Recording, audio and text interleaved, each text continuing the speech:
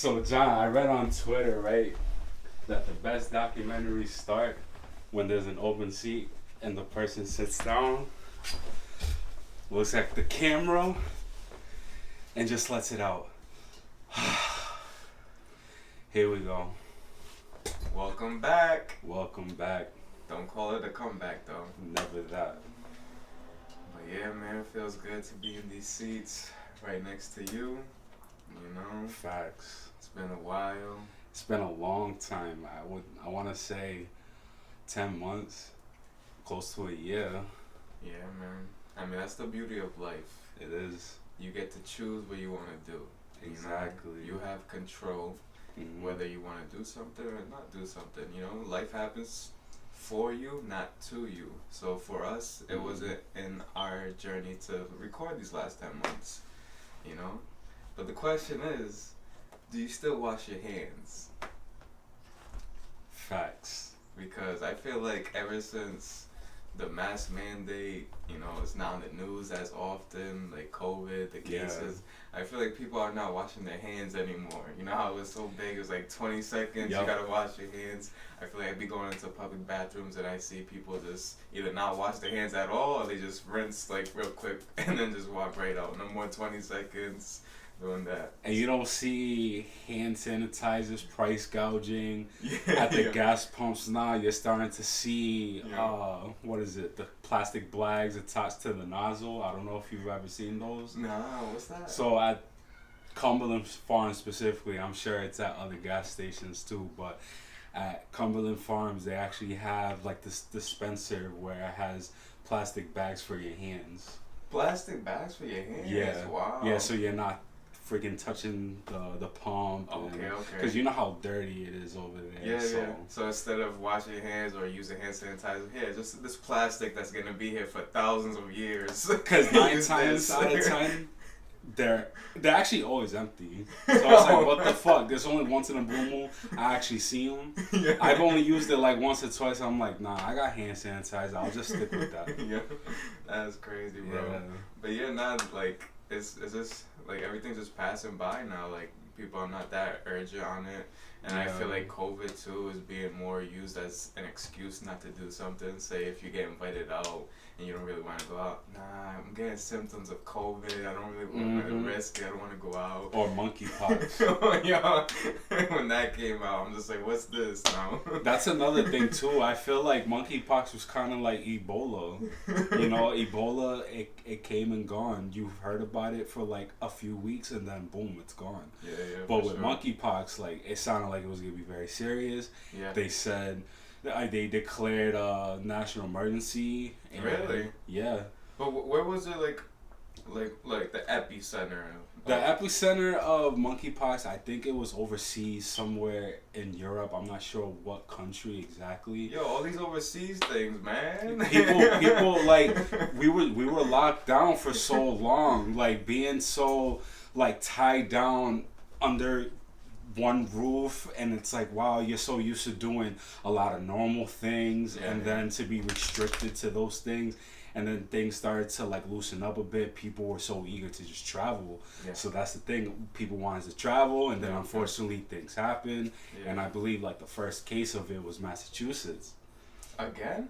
Because wasn't that the case for COVID? Like, someone flew into Boston airport and they had COVID. Because I remember that for COVID. Yeah, because people didn't know what it was, but I think it was mass. And now I feel like back in the day, like growing up, it was always like our area, like the Northeast, specifically Mass, Rhode Island, Connecticut. We were always like the last like states. Like, we didn't have to worry about anything. It's always like, oh, in New York this happened. The Florida man. California. Rhode Island, no shit pops off here. It's nice and quiet. But like, I feel like nowadays we've been getting hit with like the worst shit. In Rhode Island? And Mass. Okay. Yeah, because they're our neighbor. Yeah, for sure. Because we don't have no national sports teams here. We have to root for Mass teams. Like, what is that? What's up with that, huh? Why can't we get no Rhode Island teams? We're probably the 13 colonies that were first here in the United States, and we have no national sports teams? Like, what is that? It's the money. We're a small state. Like, we can't even keep Dunkin' Donuts Center up anymore. It's no longer the Dunk anymore. They lost the naming rights because that contract actually expired. Wow. So another company actually bought the arena and they changed the name. It's Amica now. Are you serious? Yeah, the bank up in Lincoln. I think they're exclusive to Lincoln. Are you serious? It's Amica Mutual Pavilion. And for short, it's going to be called the AMP. Really? Which has a nice ring to it. I'm not going to lie. It does, yo. It's just like this Mandela effect, bro, with the whole exit changes of the numbers. That's the worst part. The exit changes, it went from, 26 to 40. Yeah. Like, it makes no sense. And then downtown, you guys all know 21, ABC. Oh my and now God. it's freaking 33, C, B, D. I'm like, what the fuck is this? No, it does mess me up with the GPS is telling me one number and then I just remember something else in my head. I'm just like, where am I going? It's a good thing they actually put a sign that says old exit because I'm going to always follow that, not this new number bullshit. Nah, for sure. But yeah, I didn't know about the Dunkin' Donuts Center, so no more Rhode Island runs on Dunkin' then, I guess. Yeah, no more the Dunk. It's called the AMP. And like I said, it has a nice ring to it. Since it's an arena, it's like, and then there's like a lot of music events, that's like a perfect name for it, AMP. Yeah. So maybe it'll bring some life to it, some new sure. advertising. But yeah, talking about sports, I just saw yesterday that do you remember the guy named Manti Te'o? Yeah. So, it was his first time going back to Notre Dame in 10 years. And I was like, why is that such a big deal? Like, I remember his name. Like, I guess he was nominated for a Heisman. I think it was around the same year as Johnny Manziel. Mm-hmm. So, this guy made up a story of having this girlfriend. Like, he was on national TV because he was well known. He got nominated to be a Heisman, get the Heisman Trophy, and he was a linebacker, and that trophy is normally for offensive. So to be a defensive player and get nominated, you can see that he was well known. Yeah. So he was on national TV, I guess, because of that. But he came out and was saying that he had this girlfriend, and he was like so emotionally like attached to it. Like, he was saying that he loved her, not in a physical way. He loved her, who she was, this and that. Like, just break it down on national TV. And then it comes out to be a hoax, bro. I was like, yo, what the hell? The original catfish. like, this guy made up a whole story. I don't know if it was to get sympathy votes, like, around that time, like, to get people to vote him to be the Heisman. Mm-hmm. But, like, he really came out and said that his girlfriend died, and I guess later on they questioned him again, and he kind of slipped up. You could tell it wasn't added up, and then Notre Dame had to back him up on it. But this was his first time in 10 years going back, so you could tell like that lie like was just stained his career in Notre Dame, even though he was nominated for the Heisman. Yeah, so nowadays, I feel like a lot of people have sympathy for him. I don't know if you've heard about the documentary on Netflix. You know how I was always telling you about documentaries, how Netflix is starting to step up now. It's called Untold Stories. It's like a series of like different stories, like the one I was telling you about the referee Tim Donaghy, the annual mixtape tours. Manti Te'o was another story, another documentary. It's split into two parts. I haven't watched it yet, but like I did see a lot of tweets online that a lot of people like felt bad for him. Like, you actually hear his side of the story for like the first time. Oh wow! So like people are still on his side, because I thought people like a lot of people felt really bad for him, and he's surprisingly like a really genuinely nice guy, and like you feel for him, like your heart breaks for him, after he tells his side of the story of this whole thing. I'm gonna have to watch that documentary. Yeah, for sure. We're gonna have to watch it because like it happened so long ago. I only remember fake girlfriend. This, and I'm like, why are they making such a big deal? Like, pay attention to his career, like his football game. Like, who cares what's going on in his personal life? Let's focus on Manti Te'o, the player, But the thing is, Manti Te'o, the player, he's a good player, but Manti Te'o, the person, he came out and said that he had his girlfriend, and there was no evidence. Well, he put a target on his back. I'm sorry, but we're gonna have to watch the documentary, and then we'll revisit that on a later video, and we'll discuss more about what we watched. But it's definitely something we have to watch. You guys should watch it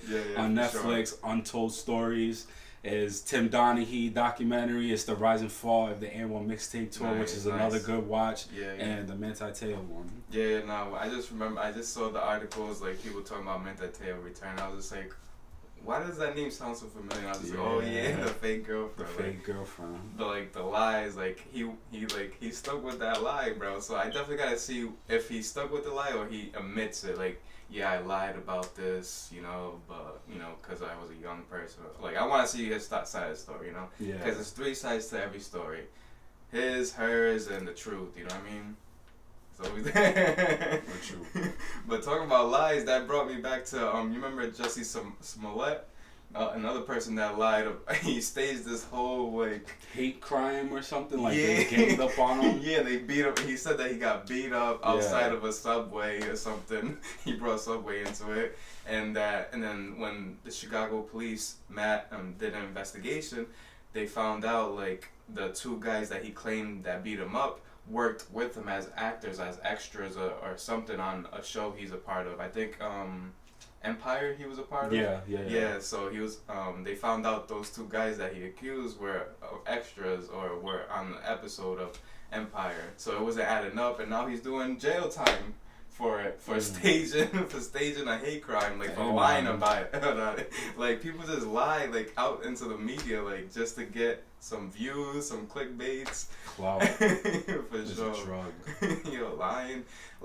Lying and then not admitting that you're lying, like, that's some psychological problems that you have. You can't admit that you just lied, like, you're gonna die on this hill. I don't think I've ever lied so bad where I'm gonna, like, alright, I'm dying on this hill, I'm taking this to the grave with me, no one's ever gonna find out about this. Like, this is take this to our grave, Cindy. Oh shit. But yeah, it's been crazy. That's life. Yeah, it is, man. And speaking of extras, there's a podcast that I listen to every Tuesday morning. It's called The Crew Has It. Okay. And The Crew Has It. It consists of Tariq and Braden from Power. Okay. So each week they invite a new guest over and they talk about their experiences with the acting world and how they started on Power and stuff. And one episode that had me, like, really engaged was an episode where they invited I forget the name of the actor, but in the show he's 2-Bit. It's one of Tommy's, like, loyal boys in the game. I know who you're talking about, because the only reason why I know about his character was, I guess he was dating the director of Power at the time. Oh, really? That's why he was getting a lot of screen time or something like that. But yeah. So, listening to that podcast, I learned that he started out as an extra. Okay. He started out as an extra, and, like, in the I think it was like the first or the second episode when Ghost meets Angie in the club for the first time in years. Yeah. Like, in the background, like, you actually see him. Oh wow! Like, posted up in the club. So he was an extra. He was an extra, and then he turned into, like, a reoccurring role. In the show. Now that you brought that up, that makes this even more valid. That the fact that he dated, he probably started as an extra, so the director, like, started doing some pickup lines, flirting with her, and then she's like, all right, let me put you in the show. Let me create this character and put you in, yo. So he knew what he was doing. He was hustling. That's what he was doing. And he said that he started off in one of those casting companies. Wow. And he was always on time. Like, he made sure he went from A to B. He didn't slip up, and that's why they were able to bring him back. And of course the director too. It's just an extra 2 cents. So for sure. I mean, in these last 10 months, you have some experience in that. Yeah. So I was in the beginning, I was on the hush about it because they were very strict about it. You had to sign this NDA, yo. He couldn't speak about it. So it was around this time last year. It's funny. I heard it on the radio, And while I was listening to the radio, I was actually reading the article Wow. on WPRI website. So it's like someone was reading it to me. Yeah. So I was like, yo, that's great. He's literally reading the same article I'm reading on the radio. So Hocus Pocus 2, ladies and gentlemen, comes out in 2 weeks. See, we don't have no national teams, but we got movies coming to us. Movies out here, you know what I'm saying? So Hocus Pocus 2, they were casting extras. And they were looking for specific people, like men with long hair who have, yo, this guy right here with the long hair, you know, I don't have hair, so like, it worked out. So I was like, I have nothing to lose, so let me take a few pictures. Oh yeah, you had to take. I had to take a head picture. I take a full body and stuff. Nah, it was mad funny though, cause I'm walking into the house. And I just see this guy posing, and then my brother was taking pictures of him. I was like, "Yo, what's going on here?" Like, I just see Roberto posing, and my brother taking pictures of him. And then they were telling me that he had to take some some shots of himself and submit it, right? Yeah. So I filled out an application. I submitted my pictures, and they were like, "Oh, we'll be in contact." I'm like, "All right, let's see what happens." And it was a Monday night. 8:15, I get an email, and it was from Kendall Cooper Casting Company. Nice. And I was like, oh shit, like this is legit. They're actually like asking for my time to play a role in Hocus Pocus 2. And I was like, oh my god, like I'm shocked that they even picked me because like I don't have long hair. I don't have dancing skills. I was like, you know, let me just give it a shot, and they emailed me. So I was like, oh wow, like I definitely gotta like take advantage of this opportunity because like this is kind of like once in a blue moon. Because Rhode Island, you know, we're not really known for anything. It's so quiet over here.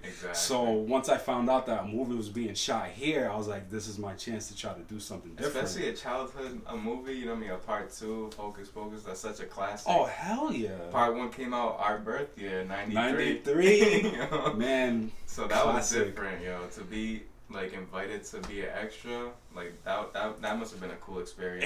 It was definitely a cool experience. It was long hours from day to night.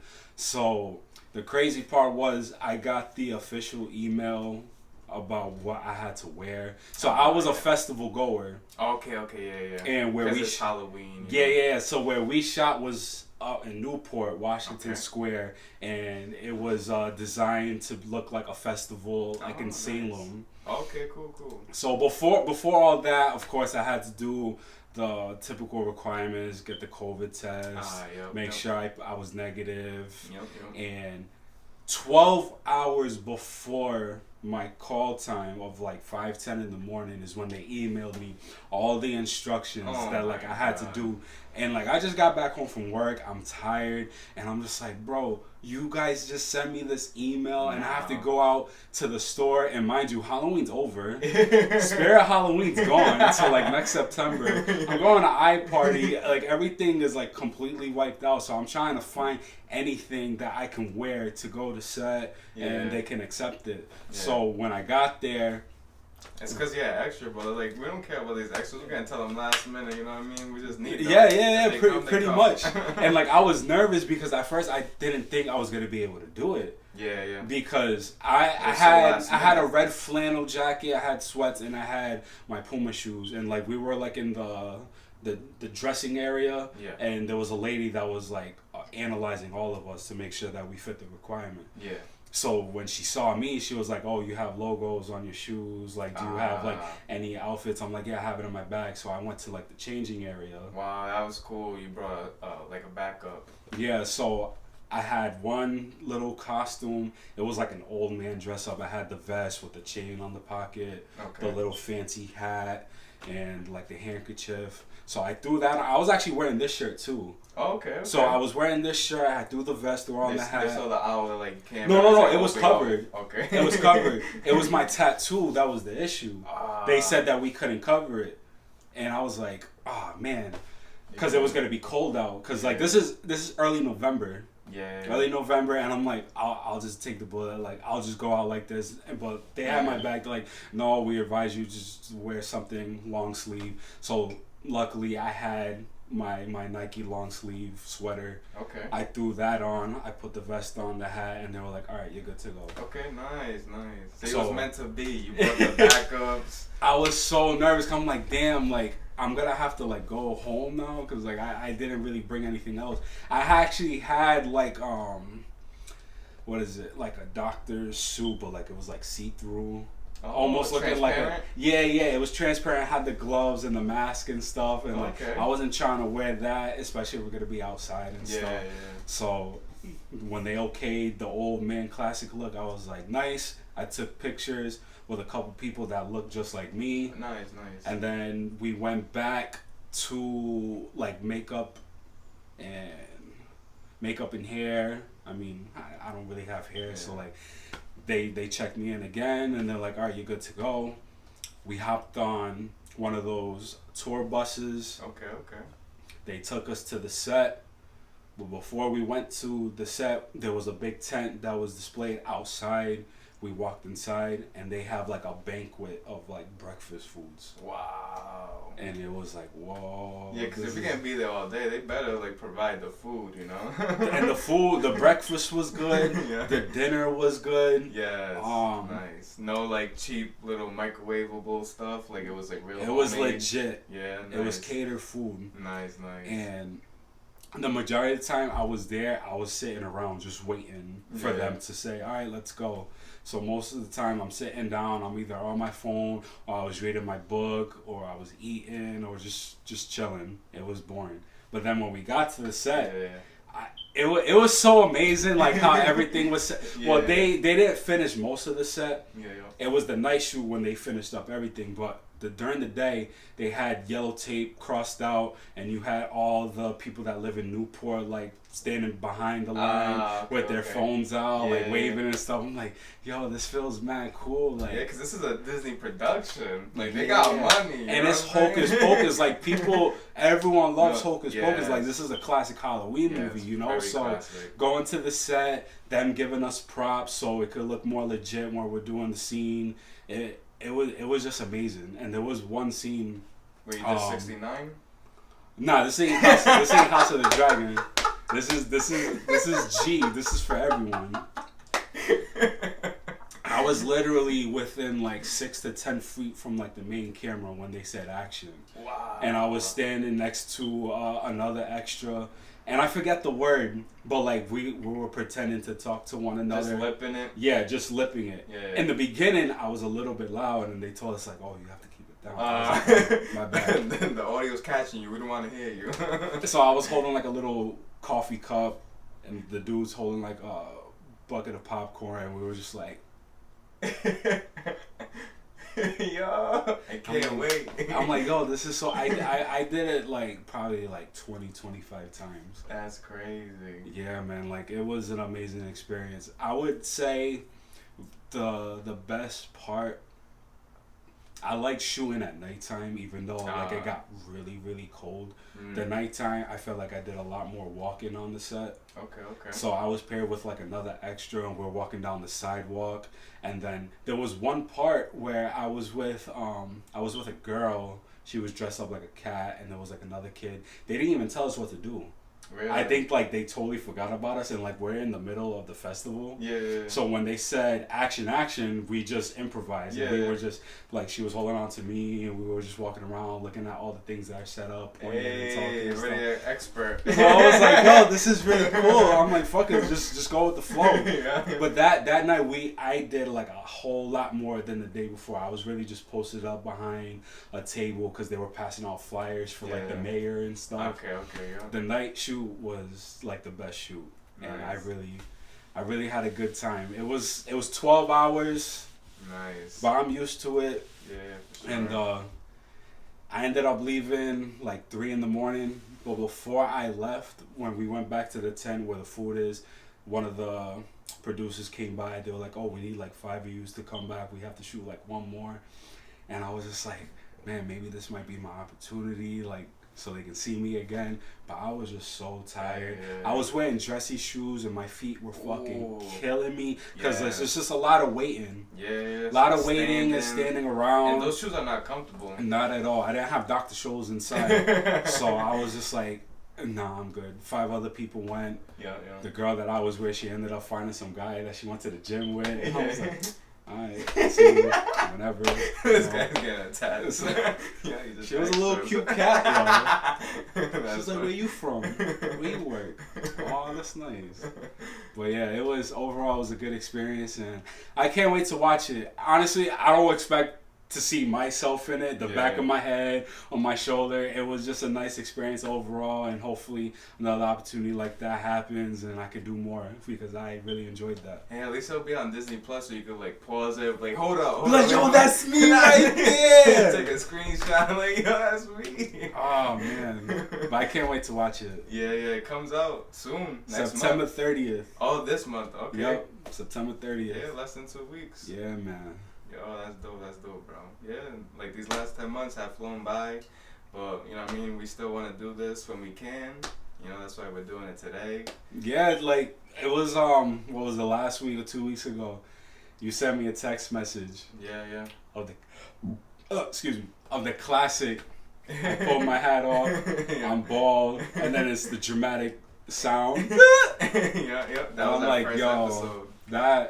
That's so dope. Like I really miss it. I was like, you want to make a comeback? He was like, I was waiting for you to ask, and I'm like, say less. Yes, I'm up for it.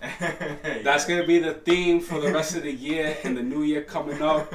We're up. We're never down for it. Nah, I'm up for it because it's all about uplifting. Yes. All about positivity. Yes. And life is full of moments, ups and downs, a roller coaster. You know, you just gotta ride the wave and do what you gotta do, and that's it, man. Yeah, no, for sure.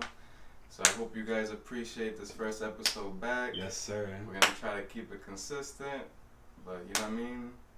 Enjoy life. You only get one of them. Yes, sir. Alright, yo. Alright, man.